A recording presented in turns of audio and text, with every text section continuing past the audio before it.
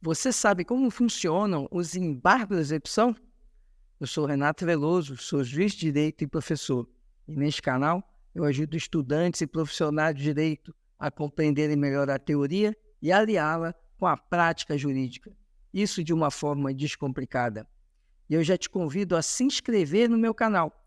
E lembre-se, ative o sininho, porque sempre que lançarmos um vídeo novo, você receberá uma notificação.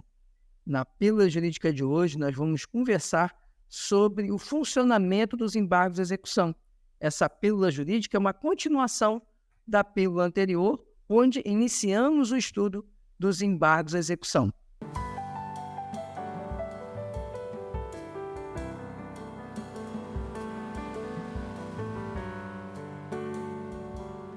Os embargos de execução são um meio de defesa do executado em relação à execução. É o principal meio de defesa que o executado dispõe. Eu já preparei uma pílula jurídica falando uma parte do conteúdo sobre embargos de execução. Se você não assistiu esse conteúdo, clique no card acima, que você vai assistir a primeira parte do assunto embargos de execução. Agora nós vamos entrar na parte que fala do objeto dos embargos de execução. As matérias que podem ser discutidas nos embargos de execução são matérias, de certa forma, amplas. Mas o artigo 917 do Código de Processo Civil elenca as matérias que podem ser arguidas pelo executado nos embargos de execução. Vamos conhecer o dispositivo. Artigo 917. Nos embargos de execução, o executado poderá alegar, primeiro, inexequibilidade do título ou inexigibilidade da obrigação. Segundo, penhora incorreta ou avaliação errônea. Terceiro, excesso de execução ou cumulação indevida de execuções. Quarto, retenção por benfeitorias necessárias ou úteis, nos casos de execução para entrega de coisa certa. Quinto, incompetência absoluta ou relativa do juízo da execução. E sexto, qualquer matéria que lhe seria lícito deduzir como defesa em processo de conhecimento. Parágrafo 1º. A incorreção da penhora ou da avaliação poderá ser impugnada por simples petição, no prazo de 15 dias contado da ciência do ato. Parágrafo 2º. Há excesso de execução quando, primeiro, o exequente pleiteia a quantia superior à do título. Segundo, ela recai sobre coisa diversa daquela declarada no título. Inciso 3º. Ela se processa de modo diferente do que foi determinado no título. Inciso 4º. O exequente, sem cumprir a prestação que lhe corresponde, exige o adimplemento da prestação do executado. Inciso 5º. O exequente não prova que a condição se realizou. Parágrafo 3º. Quando alegar que o exequente, em excesso de execução, pleiteia quantia superior à do título, o embargante declarará na petição inicial o valor que entende correto, apresentando o demonstrativo discriminado e atualizado de seu cálculo. Parágrafo 4º. Não apontado o valor correto ou não apresentado o demonstrativo, os embargos de execução, inciso 1º, serão liminarmente rejeitados, sem resolução de mérito, se o excesso de execução for o seu único fundamento. Inciso 2º, serão processados se houver outro fundamento, mas o juiz não examinará a alegação de excesso de execução. Parágrafo 5º. Nos embargos de retenção por benfeitorias, o exequente poderá requerer a compensação de seu valor com os dos frutos ou danos considerados devidos pelo executado, cumprindo ao juiz, para a apuração dos respectivos valores, nomear perito, observando-se então o artigo 464. Parágrafo 6º. O exequente poderá, a qualquer tempo, ser emitido na posse da coisa, prestando caução ou depositando o valor devido pelas benfeitorias ou resultante da compensação. Parágrafo 7º. A arguição de impedimento e suspeição observará o disposto nos artigos 146 e 148. Da leitura do artigo 917, nós percebemos que a utilização dos embargos ela é praticamente ampla. Embora o legislador tenha se preocupado em pontuar as matérias em que possibilita o uso dos embargos, o último inciso fala que o embargado, o executado, perdão, ele pode se valer de qualquer defesa que ele poderia utilizar numa ação de conhecimento, o que dá um amplo aspecto para o manejo dos embargos à execução. Por isso, a doutrina diz que o rol do artigo 917 é um rol exemplificativo e não exaustivo, justamente porque o último inciso amplia a possibilidade do uso dos embargos. A primeira possibilidade de manejo dos embargos é a inexequibilidade ou inexigibilidade do título. Quando falamos em inexequibilidade, estamos falando da ausência de requisitos formais do título. Por exemplo, um documento particular que não estiver assinado pelo devedor ou estiver sem assinatura de duas testemunhas. Esse documento ele não preenche os requisitos para ser um título executivo. E daí falamos em inexequibilidade. Quando falamos em inexigibilidade, temos a questão de ainda não ser possível exigir a obrigação. Por exemplo, não ocorreu o vencimento da dívida, não houve o cumprimento de algum requisito por parte do exequente para que o executado ficasse em mora, isso leva à inexigibilidade do título. Também se insere dentro da inexequibilidade a questão da iliquidez do título, ou seja, aquele título que não permite a compreensão do valor que é devido. O título ele vai ser ilíquido quando não for possível mensurar o valor devido. Isso não significa que o valor devido tem que estar estampado no título, mas significa que todos os parâmetros para cálculo do valor devido têm que estar claramente apontados no título, porque se não estiverem, o título será considerado ilíquido. Outra hipótese é a penhora incorreta ou avaliação errônea. Nesse caso, será possível ao executado apresentar embargos à execução. Mas pode acontecer de já ter passado o prazo dos embargos. Por exemplo, o executado já foi citado, ele não apresentou embargos, ou até ele já apresentou, né? E o que acontece é que, posteriormente, acontece uma outra penhora, uma penhora de um bem. Por isso que o parágrafo 1º ele diz que a questão de vício de penhora ou vício de avaliação pode ser alegada por mera petição. Isso só se aplica quando já estiver preclusa a possibilidade de uso dos embargos. Por exemplo, como eu disse, o executado já foi citado, já ofereceu ou já deixou passar o prazo dos embargos. E no momento posterior, um ato posterior é um ato constritivo de penhora ou avaliação de bens.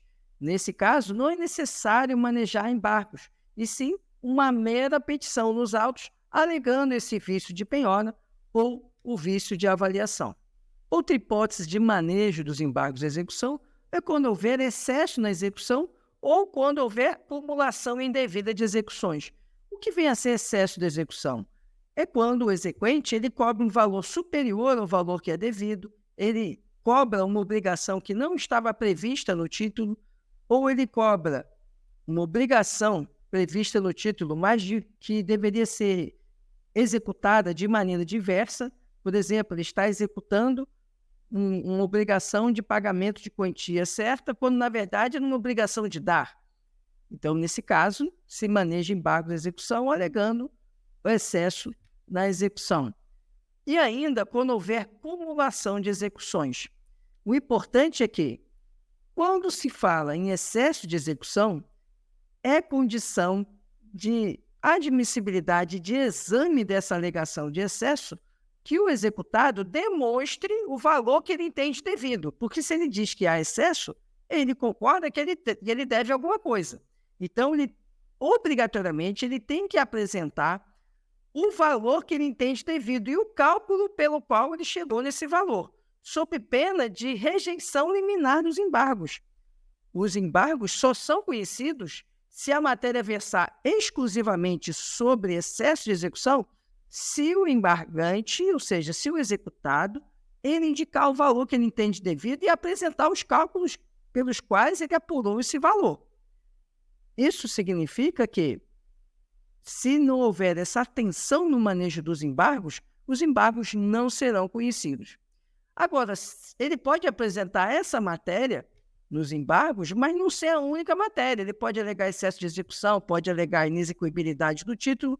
O que vai acontecer? O legislador falou, olha, Se ele não apresenta o cálculo e o valor devido, a matéria relativa ao excesso de execução não será conhecida pelo juiz. As demais matérias serão apreciadas, mas o excesso de execução fica já rejeitado, já que o embargante executado não apresentou o valor devido e nem apresentou os cálculos desse valor. São duas condições, ele tem que indicar o valor devido na petição e apresentar os cálculos desse valor, como que ele apurou esse valor devido.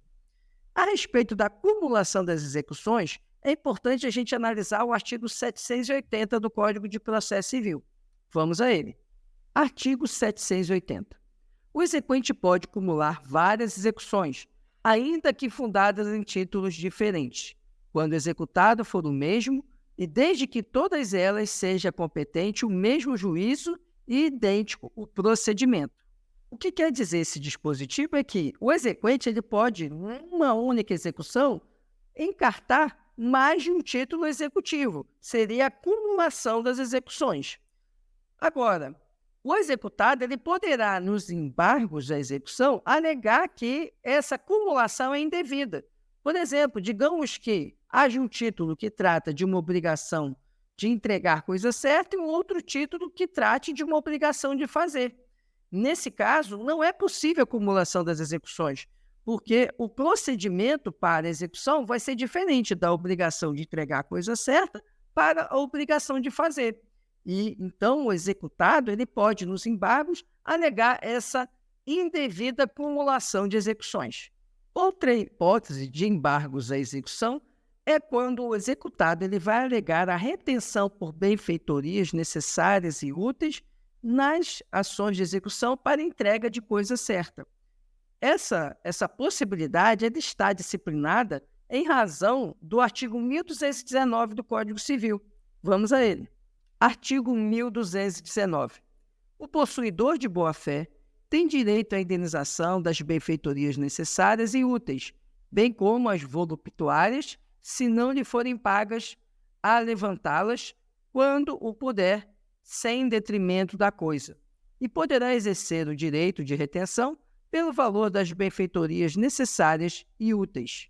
Portanto, quando estivermos diante de uma execução para entrega de coisa certa, o executado pode alegar, em embargos de execução, o direito à retenção da coisa em razão das benfeitorias necessárias e úteis que ele realizou. O que vai acontecer é que o exequente ele pode depositar esse valor, ou seja, ele reconhece, não, realmente ele fez essas benfeitorias e eu vou pagá-las. E ao depositar esse valor, os embargos perderão o seu objeto, eles serão extintos e o exequente poderá receber a coisa, já que ele já garantiu o pagamento pelas benfeitorias úteis e necessárias. Outra possibilidade de embargos à execução é para a alegação de incompetência do juízo ou suspeição do juízo. É importante observar que a alegação dessa matéria ela é necessária quando se tratar de incompetência relativa, já que ela não pode ser conhecida de ofício. Já a incompetência absoluta, ela pode levar ao reconhecimento de ofício pelo juízo. E também a questão do impedimento ou suspeição. Esse impedimento ou suspeição, o próprio dispositivo deixa claro que se aplica o disposto no artigo 148, ou seja, você pode ter também alegação de impedimento ou suspeição, não do juiz, mas pode ter, por exemplo, do perito, do oficial de justiça que está ali executando o ato judicial. Nessas situações, o executado ele manejará os embargos de execução para suscitar essa incompetência ou esse impedimento ou suspeição. Sobre o impedimento ou suspeição, é importante observar que não necessariamente ele precisa manejar os embargos de execução. O executado pode se valer da própria exceção de impedimento ou suspeição prevista no artigo 146 a 148 do Código de Processo Civil. E, por fim, a última possibilidade de manejo dos embargos de execução está relacionada à alegação de qualquer matéria de defesa que o executado queira apresentar. E qual é essa matéria de defesa? Ela é ampla. Pode ser, por exemplo, a ausência de pressupostos processuais para execução, a ausência de condições da ação de execução, a ausência de requisitos do título executivo, que não estejam relacionados à inexequibilidade ou inexigibilidade do título, pode alegar ainda vícios procedimentais da própria execução, e com isso ele pode aventar essa defesa. Pode alegar ainda questões inerentes à formação do título executivo e que essa formação estaria viciada, levando à nulidade da execução. Todas essas matérias, o executado ele pode apresentar em sede de embargos à execução. E como se dá o procedimento dos embargos à execução? O procedimento dos embargos à execução começa com a petição inicial. Então, o executado ele vai apresentar a petição inicial dos embargos à execução, petição essa que deve observar os requisitos lá do artigo 319 do Código de Processo Civil.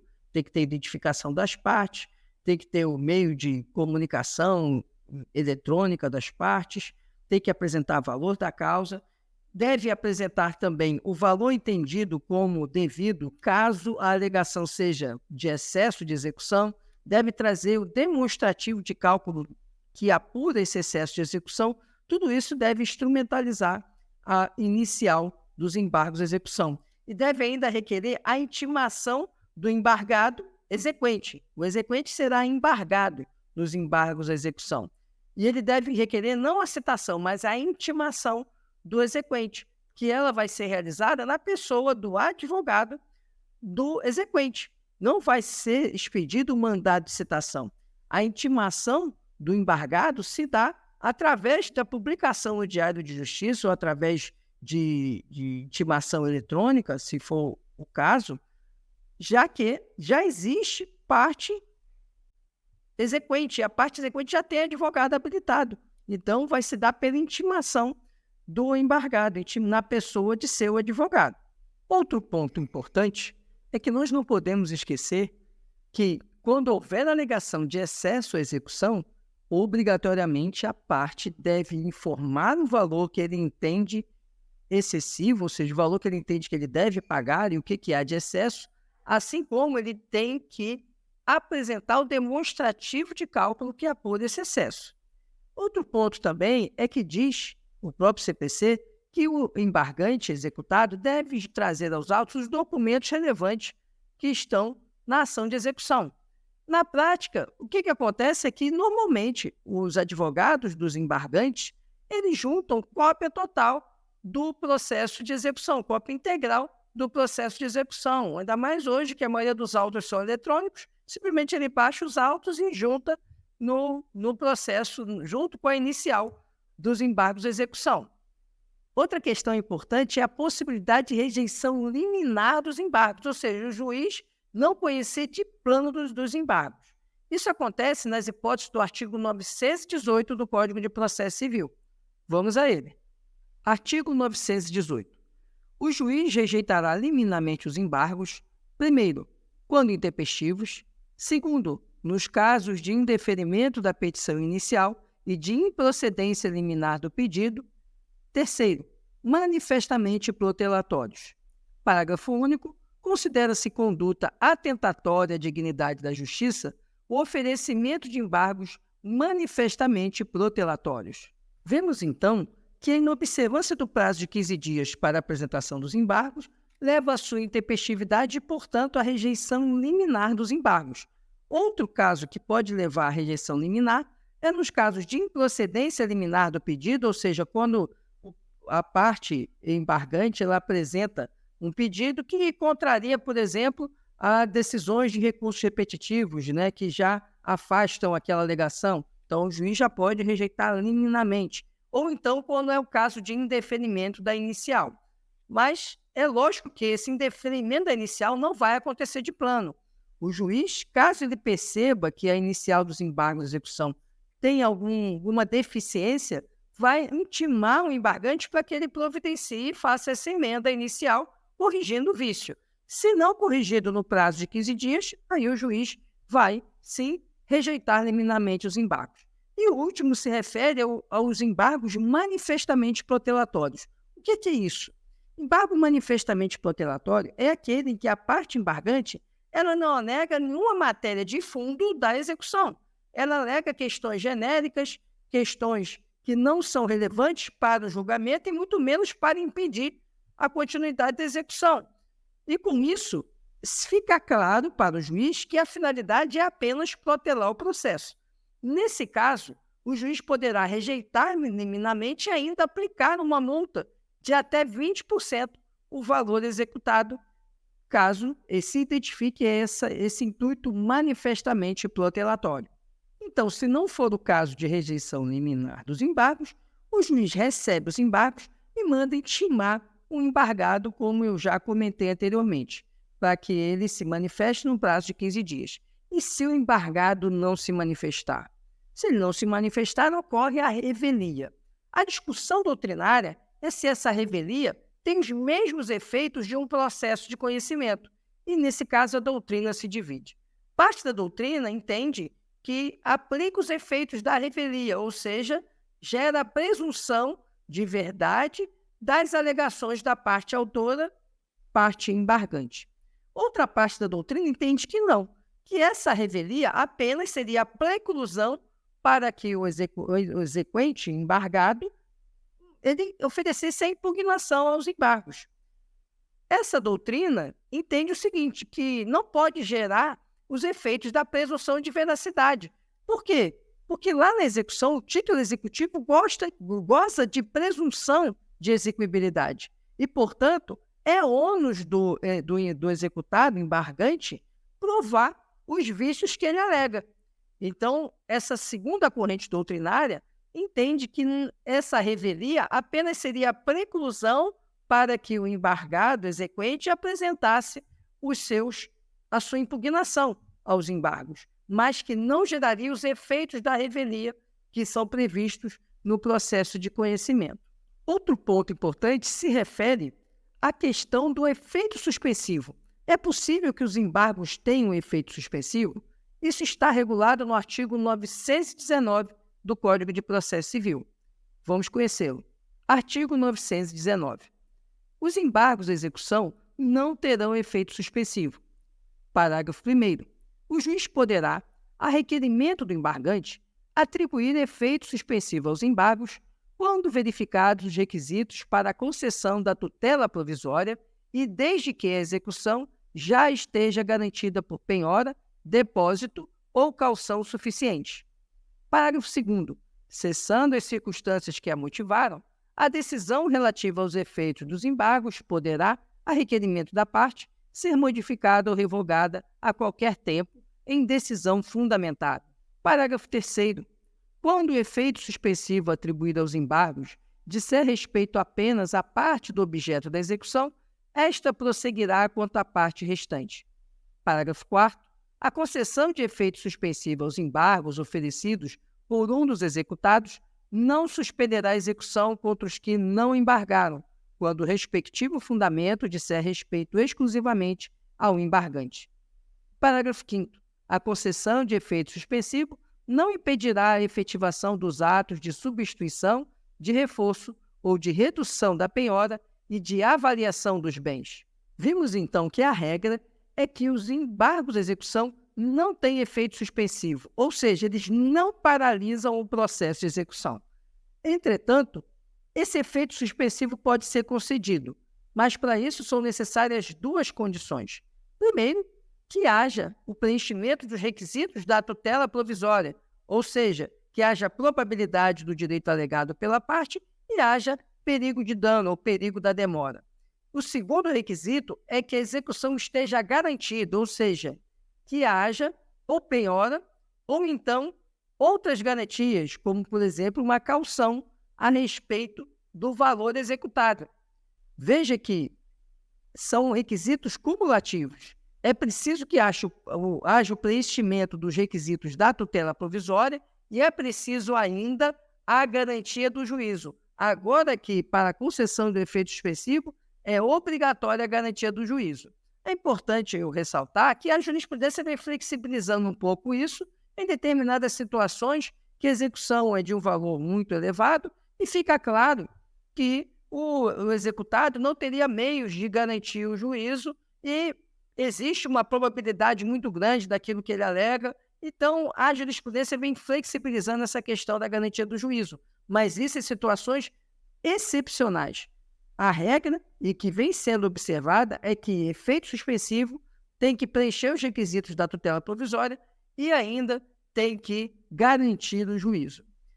Essa suspensão da execução ela só gera efeitos para quem alega.